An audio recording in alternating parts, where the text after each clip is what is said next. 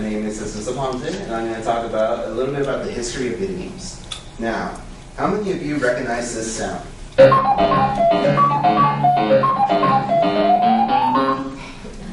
I would expect a lot of you to.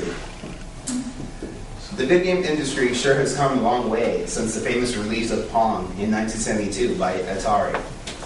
According to the NPD Group, a market research company, more than 15 billion US dollars, were spent on video games in the United States alone, just the US, for the year 2009.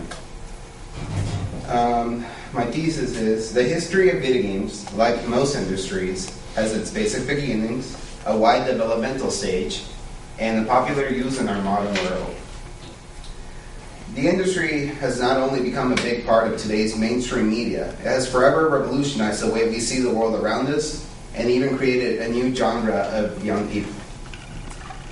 The video game industry is a fairly recent one compared to others, and what started out as a simple pixelated graphics would soon end up on 67% of every American household in actuality, according to ESRB, the game rating company. There has been much debate on which one is considered to be the first video game ever made. However, Computer Space, which is the first commercial arcade game made by Nolan Bushnell, who's also the founder of Atari Corporation. Atari, a growing popular trend, expanded even further with hotshot titles such as Pac-Man, Asteroids, Snake, and Mrs. Saturn.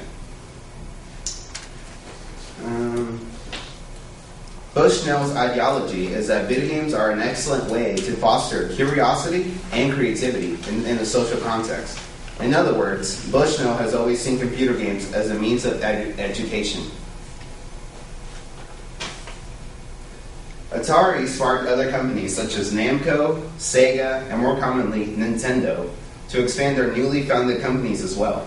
This game race, if you will, led to the introduction of in-home video game consoles, aside from the typical public arcades. The video game industry didn't just end there, however. As more titles were introduced to the public, more creative and intuitive minds sought to expand the two-dimensional platformers into a more vast 3D world. There we have Super Mario Brothers on the left, and we have Super Mario 64 on the right. One of my personal favorites. Nintendo's Japanese founder, Fusahiro Yamauchi, is a perfect example of such visionary and imaginative thought. He provided the world with the iconic character of Mario and his Super Nintendo Entertainment System, or SNES, and raised the bar for the rest of the competitors of the late 1980s, provided by Puzzle.com. One company in particular met with Nintendo's standards. The Sony PlayStation was introduced in 1994 and rivaled Nintendo's latest 64-bit console, the Nintendo 64, for the latter part of the 1990s. The start of the new millennia was also the start of the next console war in the industry. Nintendo's GameCube, Sony's PlayStation 2, and Xbox, Microsoft Xbox were considered high milestones and skyrocketed the industry even further. Last, but certainly not least, the three pitted against each other corporations introduced the modern next-gen consoles.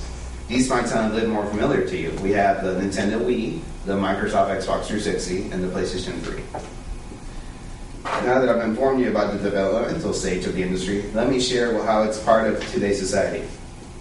Video games have changed in modern culture in many ways, including the way we interact amongst ourselves, and even how violent we can be, according to the American Academy of Child and Adolescent Psychiatry. The Academy states that the games can lead to poor social skills, lower school grades, and even cause obesity. The Academy also states that most popular games emphasize foul language, abuse of drugs and alcohol, and the killing of people and animals. In moderation, however, video games have been proven to be more than just simply entertaining. In studies done by UC Berkeley, children's IQ were shown to have increased with the help of video games. Allow me to end by recapping my main 3 points. The video game industry started with pixelated simplicities, such as Pong, and expanded with the help of Bushnell's Atari Corporation. Nintendo, Sony, and Microsoft expanded on the idea and created today's modern marvels of the industry. And finally, video games have become a part of our modern lives in today's society, whether for the good or for the bad. To close, it seems pretty clear that video games will not be going away anytime soon, and that the industry only plans to progress even further into the future with bigger and better ideas that come every day. But no matter what direction it's taken next, we should never forget its basic roots.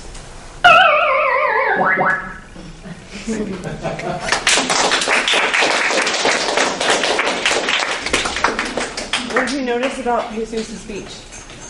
What are some things? I was looking down the whole time. Minimal eye contact. I memorized it. But You opened with impact, very informative, and you had very good references. yeah, you had 1, 2, 3, 4, 5, 6, 7. I had more, I just didn't want to mention them all. That was awesome. Yeah. 7 clearly cited references. That was really good. That's one thing I definitely noticed.